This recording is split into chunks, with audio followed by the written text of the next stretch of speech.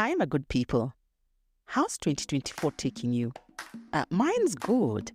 Mine's really good. I'm happy about it. I'm seeing positive things. For me, I decided this year I'm going to keep positive vibes on full blast. Yeah. So you're welcome to join me on this positivity train. Now, welcome to our 7th episode of Finance for Families podcast. I'm your host, Linda Mack. I like to think of myself as that fire that is igniting those much needed family conversations on finances. Now, on our previous podcast episode, we talked on financial planning, which, to be honest, was and is still quite timely, given that most of us this January are in that season for trying to map out how we want our year to be. Now, on the episode, we talked on planning, how we're taking into consideration our life situation, our personal values, the current economic conditions when we're making our plans. We saw how plans help us to take control of our financial actions, and through this also help us to be able to take advantage of the current market conditions, for our benefits. We emphasized how our financial plans need to be dynamic so that our circumstances are reflected, the changes in our lives are reflected on our financial plans. Now, if you haven't listened to this episode, I suggest you have a listen. That's our 6th episode on financial planning. Today, we want to look at the topic investing. And maybe just to start, we sort of take time to understand what investing really is and how we can create a good foundation for successful investing. I know there are no guarantees for success, but we can put measures and, actions in place that can increase the probability of success when we are investing. Now, if simply put, for me, investing is making your money work for you. Because we are always kept advised, keep some money aside for a rainy day, for future use and all that. So this money that you're keeping, you're parking on the side for that rainy day, for that future use. Where is it? Is it just chilling there, waiting for the day that you're going to remove it? It needs to be working. It's like, I like to think of it like, I'm taking my money to the gym. I know this January, most of us are at the gym now, trying to lose all the December weight. But investing is like taking your money to the gym, where either it is there, the gym, this is where you're parking the money. The gym is where you're parking the money. It's there, the gym, looking at seeing all the other working out, sweating, that, or it's actually doing the work in that gym. It's on the treadmill, it's lifting weights, it's working out and getting you financially fit. For me, I think, yes, that is the most relatable way I can see. But simply put, investing is making your money work for you. So you're out here, you're making that money, but that money is not just sitting somewhere. It is as well working for you, so that on that rainy day, on that future day when you want to use it, you're able to access it, but it's not the same as you had put. It's worked, it's grown. Now, we have defined investing in the simplest, most relatable way. And now I want to share 3 truths that for me over the years I've come to learn about investing. First, it's not as complex as we at times like to think it is. And most times it's all in our head. First, we ask ourselves, what's your mindset on investing? This is the power of your mindset. If you have, or even if you don't, but you're intentional and you develop a positive mindset towards investing, suddenly you'll realize it doesn't look as complex as you thought it was before. So first, work on your mindset. Second truth for me, love your investment journey. Now, investing is a long-term game, and if you're going to be in it for the long haul, love every step of the journey. For people and the things we love, we always find ourselves working to protect them and grow them. And this should be the same for your investment journey. It is your journey, protect it from risks, work to grow it. Yeah.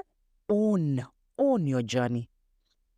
And third, the secret ingredient is patience with a generous sprinkle of consistency. We have to be patient with ourselves when we're investing. We have to be patient with our investments, and we have to be consistent. Our actions have to be consistent, and we will see it bear rewards. Yeah. So those are my 3 truths that I have come to realize through my investment journey so far. So just breaking it down, first, investing mindset. What are your current thoughts and your beliefs on investing? When you shift to having a growth mindset when you're investing, you become determined to unlearn any negatives that you find yourself thinking. And then you shift towards the possibilities, the positive aspect of investment, the positive results that you'll get in investing. And you start learning this. You find yourself reading, listening, like to the Finance for Families podcast, reaching out to financial advisors if you require expert help. And you're learning and breaking down what you had earlier thought was complex. Yeah. So it's not as complex. The positive mindset gets you in that direction, that where now you'll get to the space where you realize it's not as complex. You can learn these things. You can take your investment journey. You can figure out some of the complex things in quotes that you think were. And if you do feel like they're still a bit complex, you have, the possibilities. You have the space where you can be able to access the financial experts to help you and take you through that. Yeah. Secondly, as we said, your investment journey is yours. Love it. Love your journey. Employ the highest level of protection that you can, because it's not just your money at stake. It's also your future financial wellness. Yeah. You love it and you guard it the way the babies normally guard their favorite toys. Yeah. When they think someone wants to take it away. When you love your journey, when you guard your journey, when you protect your journey, it becomes very hard for the naysayers and the Ponzi schemers out there to get you, giving them your time, yeah, to tell you why you should be investing in their Ponzi schemes and not really doing good licensed investments.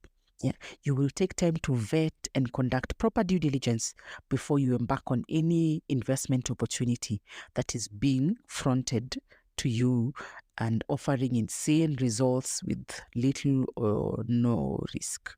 Let me just say here, if you come across any investment, my dear listeners, out there that is promising you outrageous returns, and when you're looking at the risk level is very low, very, very low, walk on. Leave it, walk on. Yeah. I always think of those guys we see on the streets here in Kenya who, they have cards or sorts, and they're always promising to double or triple your money. So if you adventurers and you decide, okay, let me try, and you entertain them, somehow maybe they'll double it the first time and then convince you to continue playing. When you put back all the money, the next round you lose it, and that's the end of it. Yeah. So let's not get into those ones. When you find yourself loving your journey, you want to protect it, you want to grow it.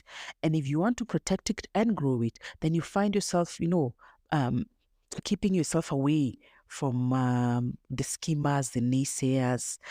Don't invest, just put your money, you still, how do you know it's going to grow? There's no guarantee. All those things, they're very negative things out there that you'll hear as you go along your investment journey.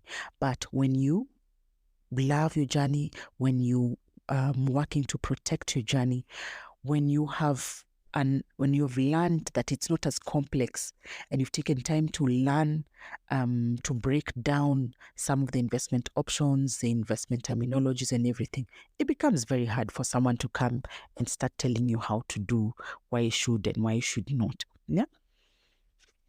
And so when you love, you become that person who stands out and away because you understand that you are you. You're uniquely you.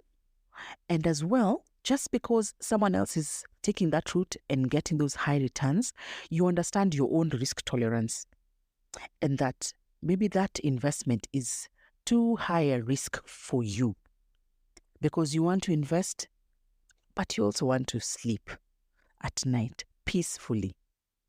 Yeah.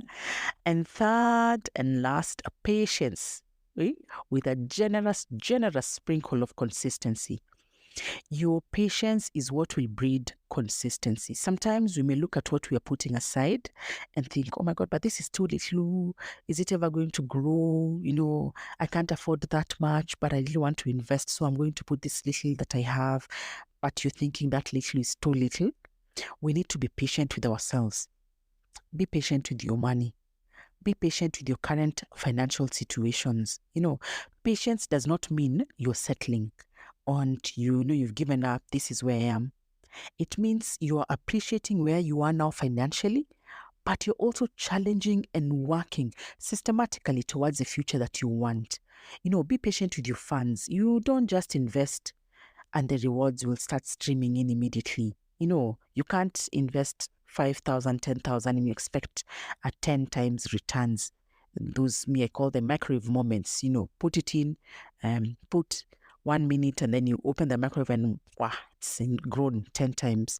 You have to be patient yourself, be patient with the money that you're contributing, and then you find yourself being consistent. Be consistent in funding your investment, even with that little money that you think is too little. Be consistent, yeah? And then, because then all you're focusing on is where the levels you're aspiring your investments to be at. Remember, Rome was also not built in a day. Babies, when they're born, they don't just start walking on day one. Yeah? Let's be patient. Let's keep the consistency and we'll bear fruits. Remember, investing is a long-term journey. We need to be patient, give ourselves some grace.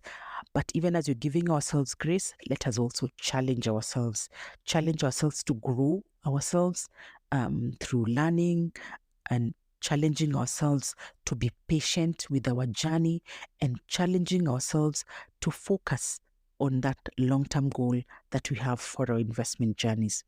Yeah. So I sign off today's podcast by just highlighting the key things that we have spoken of. Yeah. If you're out there and you're listening to this podcast and you've not yet started investing, Linda says, 1, investing is simple to understand. Don't worry. 2, own your investment journey. It is yours. You are uniquely you. Your investment journey is not the same as the person next to you.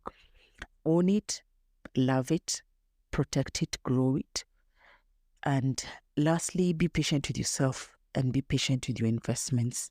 Be consistent in growing your investment knowledge. Be consistent in funding your investment account, however little you are, because that's how you get to build your portfolio and you start getting those returns that you aspire. Yeah. And being clear on these 3 key things is what I believe now will set us up for investment success. I'm working so hard for my money. I should enjoy it. Yeah. Are you team let's invest or are you team here and now? Yeah. I think when we ask ourselves that question, should I? Why? Yeah. We start thinking, why should I invest? So join us next week.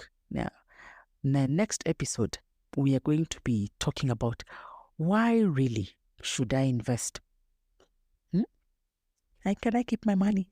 No, invest. We are always saying invest. Why should we invest? So don't miss our next episode where now we'll delve deeper into the reasons why we should be investing. If you enjoyed today's episode, be sure to share with your networks, subscribe, and leave a review as well. We love to hear from you. Thank you again, dear family, and cheers to financially empowered families. That's it for today, family. Again, the Finance for Families podcast is here to ignite open, honest conversations about money and investing in our families. Let's get talking and empower each other for a better financial future. Thank you, and see you on the next episode.